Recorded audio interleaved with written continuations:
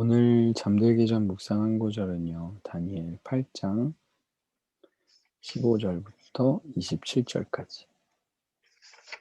제가 읽고 홍규 주희 이렇게 읽겠습니다. 나 다니엘이 이 환상을 보면서 그 뜻을 알려고 할 때 사람의 모습을 한 분이 내 앞에서 나타났습니다. 을레강의 두 언덕 사이에서 어떤 사람이 큰 소리로 이렇게 말했습니다. 가브리엘아, 내가 이 사람에게 이 환상의 뜻을 말해 주어라. 가브리엘이 내가 서 있는 곳으로 다가왔습니다. 그가 오자 나는 두려워서 얼굴을 땅에 대고 엎드렸습니다. 그가 내게 말했습니다. 사람아, 이 환상은 세상 끝날에 관한 것이다. 그가 내게 말하는 동안 나는 땅에 엎드려서 깊이 잠들었습니다. 그러자 그는 나를 붙들어 일으켜 세웠습니다. 그가 말했습니다. 정해진 세상 끝 날이 올 때 하나님의 분노하심으로 어떤 일이 일어날지 내가 알려주겠다.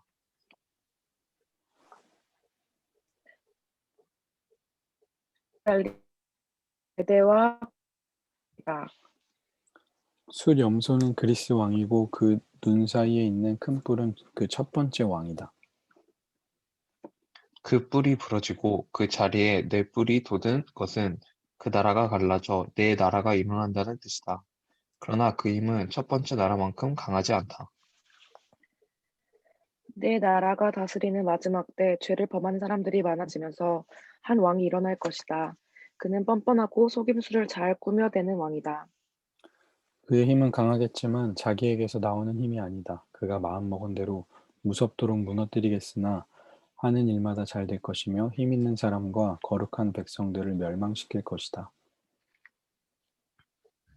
그는 꾀를 내 남을 속여서 원하는 것을 다 이루고 자기 마음대로 스스로 높일 것이다.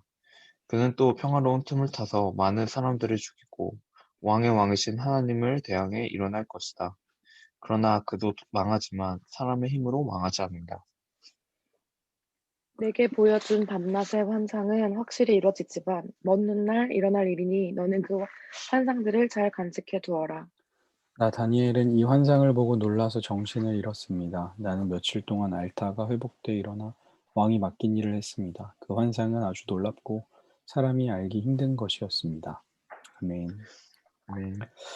다니엘의 이제 두 번째 환상이었는데요. 다니엘이 환상을 보고 나서 하나님의 뜻을 알고 싶어 했어요.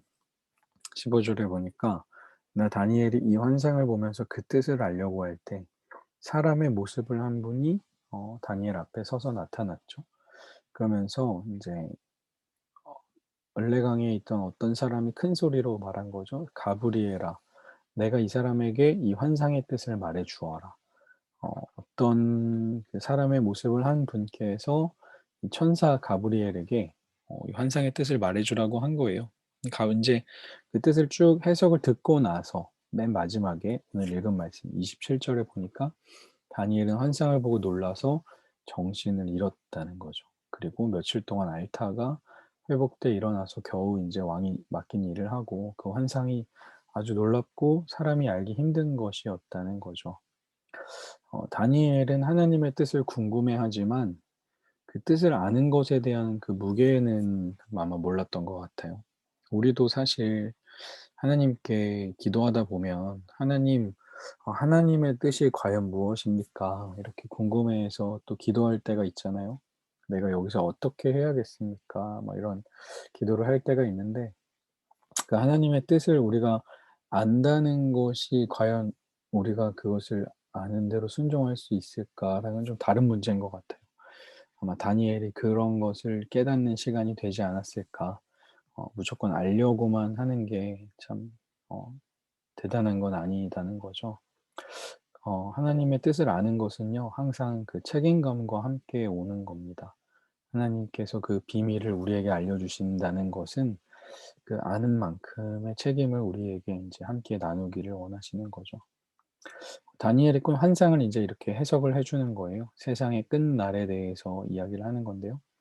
17절에 보니까 그 천사가 말했죠. 사람아, 이 환상은 세상 끝날에 관한 것이다. 그가 내게 말하는 동안 나는 땅에 엎드려서 깊이 잠들었습니다. 천사가 말하는데 다니엘이 졸고 있는 약간 그런 게 아니고 이 환상의 이야기를 풀어주니까 다니엘이 이제 충격적인 내용이라서 기절을 한 거죠. 잠이 든 거죠. 천사가 일으켜 세워서 다시 이야기를 해주는데요. 정해진 끝날에 어떤 일이 일어날지 이제 알려준다는 거예요. 그러면서 숫양이 있었잖아요. 어제 두 뿔 달린 숫양이 있는데 그것이 메대와 페르시아의 왕들이다라는 거죠. 그리고 숫염소, 그 숫양을 죽인 숫염소가 있는데 그것은 그리스 왕이고 그 눈 사이에 있는 뿔은 첫 번째 왕이고 숫염소는 그리스를 뜻한다. 이렇게 이야기하는 거예요. 그러면서 숫염소 사이에 한 뿔이 부러지고 거기에 네 뿔이 나는 것은 그 그리스라는 나라가 네 개로 갈라져서 네 나라가 일어난다는 뜻이죠. 그런데 그것은 첫 번째 나라만큼 강하지 않다는 거예요. 이 네 나라가 다스리는 마지막 때에 죄를 범하는 사람이 많아져서 한 왕이 일어나는데 뻔뻔하고 속임수를 잘 꾸며대는.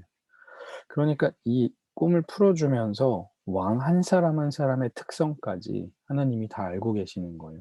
그러니까 다니엘이 들으면서 놀랄 수밖에 없죠. 나는 지금 바벨론의 포로인데 바벨론 다음에 지금 아주 저기 약한 나라로 알고 있는 메대와 페르시아가 그 다음 왕이 나라가 되고 그 전 세계를 지배하는 나라가 되고 그들의 세계관에서 그다음에 또 그리스라는 나라가 온다는, 그러니까 다음에 다음 세대까지 얘기를 하시면서 그다음에 다음 세대에 세워질 왕들 어떻게 세워질지도 모르잖아요. 반역으로 세워질 수도 있고 그냥 대를 이어서 세워질 수도 있는데 그 왕들의 특징까지 다 하나님이 알고 계시는 거예요. 그러니까 하나님의 입장에서는 이 시공간의 영역이 그렇게 중요하지 않다는 거를 다니엘이 인제 알게 된 거죠.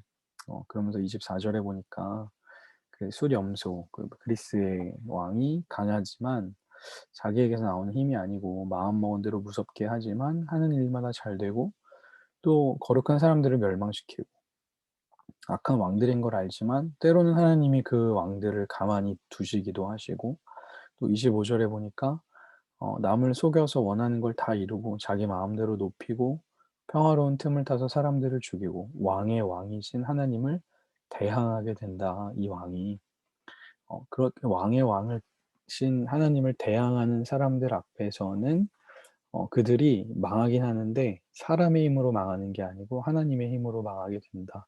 그러니까 하나님의 힘으로 때로는 멸망시키시기도 한다는 이야기를 이제 천사로부터 들은 거죠.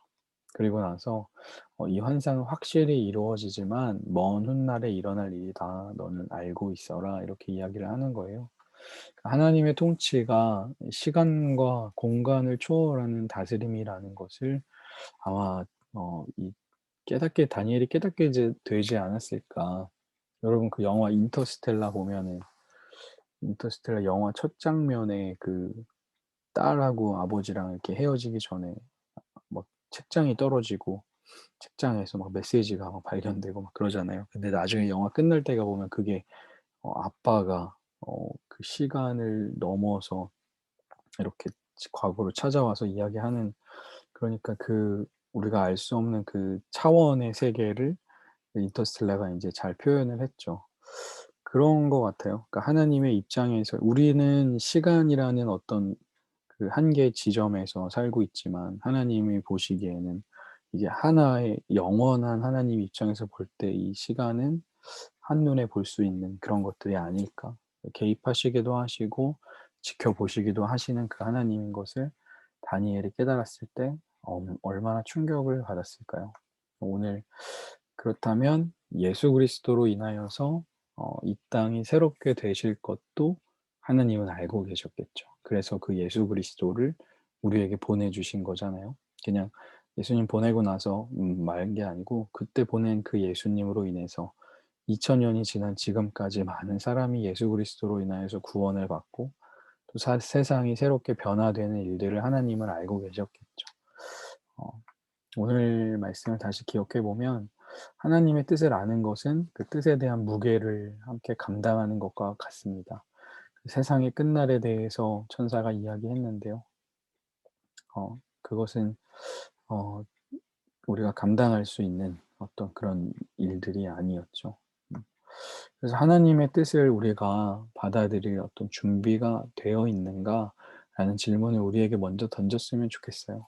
하나님, 제 삶에 대한 하나님의 뜻이 무엇입니까? 라고 물어봤는데 하나님이 나는 너를 저 아프리카의 오지에 선교사로 보내겠다라고 말씀하시면 여러분 받아들일 수 있을까요? 물론 그렇게 막 말씀하시지 않을지 저는 모르겠지만 그렇기 때문에 하나님의 뜻을 우리가 구하는 기도를 할 때 그것을 우리가 감당할 수 있는 힘도 하나님이 주실 줄 믿습니다라는 이런 겸손한 마음으로 뜻을 알아가면 참 좋겠다는 생각이 들었어요.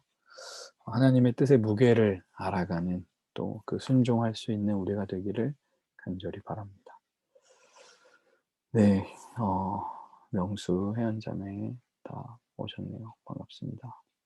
기도하고 마치겠습니다. 하나님 감사합니다. 다니엘이 환상을 통하여서 하나님의 뜻을 알게 되고 또 하나님의 뜻을 알아갔을 때 그것이 얼마나 대단한 일인지 또 한 번 더 알게 되었습니다. 그 뜻의 무게를 다니엘이 깨닫고 정신을 잃을 만큼 힘들었던 것처럼 하나님의 뜻을 알아가는 것이 얼마나 대단한 일인지 또 다시 한번 깨닫게 하심을 감사합니다. 하나님께서 예수 그리스도를 통하여서 그 구원의 계획을 우리에게 보여주시고 그 일들을 우리를 통하여 이루어 나아가시는 이 사건들이 결코 가벼운 것들이 아님을 우리가 깨닫게 하여 주시고 우리 안에서 일하시는 예수 그리스도로 인하여서 하루하루 변화되어가는 그 삶을 우리가 또 하나님의 역사하심을 몸소 체험하며 날마다 감동과 감격으로 살아가는 우리들 되게 하여 주옵소서. 이 밤에도 평안함 주실 줄 믿습니다. 감사드리며 예수님의 이름으로 기도합니다. 아멘. 아멘. 수고하셨습니다. 감사합니다. 감사합니다. 감사합니다.